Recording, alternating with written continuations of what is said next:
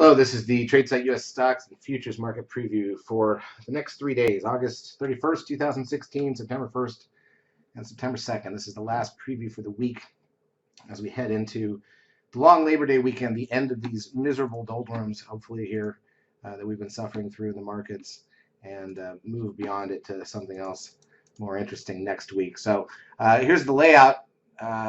In terms of calls, Wednesday is end of month on top of it. For August, it's the end of two-thirds of the way through the year. So it's probably going to be a slow day with the statements printing. Most of the stocks are where the big players want them at this point, so they're not going to let them move far unless there's some kind of major economic global news, and I don't think there will be. So it doesn't feel like we're going to get much on Wednesday. I have no calls in the stock report for Wednesday except for the ones that didn't trigger from Tuesday. First day of September is Thursday. Possible chance that we tick up a little bit Thursday. Question becomes, are any of the big players who are probably taking Wednesday off, and you know they're going to be gone Friday to extend their weekend, are they really going to come in on Thursday? That's the question at this point. Seems unlikely. We will do scans Wednesday night and put them in the stock report if anything comes up. Just keep in mind that the flatter the market is on light volume for a couple of days in a row, the harder it is for picks to come up for the report because everything about their calls includes increasing volume, and there certainly isn't that on too many stocks right now. So it's possible. We'll see what we can come up with for Thursday. It's possible there'll be some picks. If not, oh well. Friday, definitely no picks. I'm sure most people are going to be gone. There is a lot of economic data on actually for the rest of the week. So let's talk about that first, then we'll look at the charts. On Wednesday, we've got the MBA mortgage index at 7 a.m. Eastern time. That's 4 a.m. Pacific time. Crazy. ADP employment change at 8:15 a.m. Chicago PMI at 9:45. Pending home sales at 10, and crude oil inventory is an hour into the market. On Thursday, Challenger job cuts at 7:30 a.m. Eastern. We've got the weekly initial jobless and continuing jobless claims at 8:30, along with revised productivity and unit labor costs. 30 minutes into the market at 10 a.m., construction spending and ISM index. An hour in, we've got the weekly natty gas numbers, and at 2 p.m. Eastern time, auto and truck sales. And then on Friday, some big data that nobody's going to be around for. The non-farm payrolls with the unemployment rate, and the trade balance number at the same time. That's at 8:30 a.m., an hour before the bell. Factory orders 30 minutes in, and then for sure everybody will head out. So maybe there will be some excitement Friday morning for the first hour, but you got to be careful if the big players aren't around. A little extra volatility from the retail players makes for some crazy volatility that's almost untradeable. But we'll see what we get. We'll be here every morning at a minimum. Tomorrow, like I said, I expect things to be dead for the end of month. But we'll be around for the first 2 hours or so. Same on Thursday, same on Friday. We'll check back in the afternoons if there's anything going on. Friday, I probably will not check back in. That's my plan.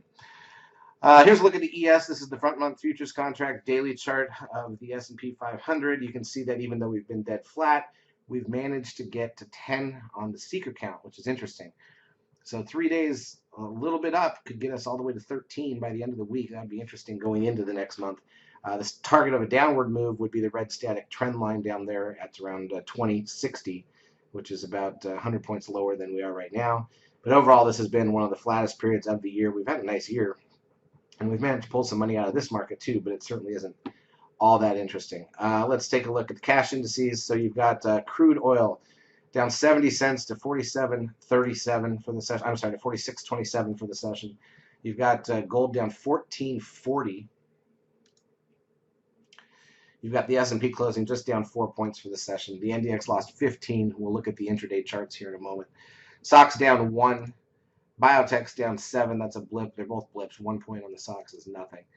The VIX was up 18 cents. A little bit of an upward bias on the VIX compared to what we've been seeing here lately, obviously. We did get a recycle or a price flip on the VIX daily chart for those of you who know what that is. Trend 1.14, that leaves the 10-day moving average there. Like I said, the big numbers don't drop off till next Tuesday, Wednesday. NASDAQ volume was 1.4 billion shares. Better than better than Monday, but I wouldn't expect Wednesday to be all that interesting with the end of month, and you can see how bad August has been compared to July and June, even before that. Advanced decline ratio on the NASDAQ plus 158, that's pretty much neutral. On the New York negative 59, that is neutral. Google lost $3.90, still coming down from that 13 sell signal back a couple of weeks ago. Apple has rolled over a bit after getting hit with a $13 billion charge out of Europe, down 82 cents. Amazon down $3.71, still near highs. Could almost get to a new 13 sell signal here in a couple days if it wanted to. Netflix up 15 cents. Obviously, that's just a blip. And here's a look at Tesla, which was down a little bit. Nothing off of all of our calls triggered Tuesday. That's how flat the market was. Let's look at the intraday action and see why. Look at how bad Monday was, by the way, just so flat. Tuesday looks a little bit better on paper, but really wasn't. First hour's flat, then we dipped ahead of lunch.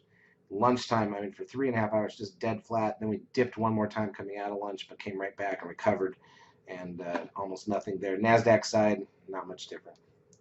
Net for the week so far between Monday and Tuesday is just barely slightly up on the ES and the S&P and barely slightly down on the NASDAQ side. So that's it. Everybody have a great Labor Day. We will be putting out some updates via newsletter. There's a special on some of our courses over the Labor Day holiday. If you're interested, if you're not yet taking a trial of our services after Labor Day, would be a good time to get started, not for the next 3 days probably. But we will be in the lab in the mornings to try to help you out. Charts, as usual, brought to you by eSignal. Hope you have a great Labor Day weekend and enjoy the barbecues. Be safe. Thank you from Tradesight.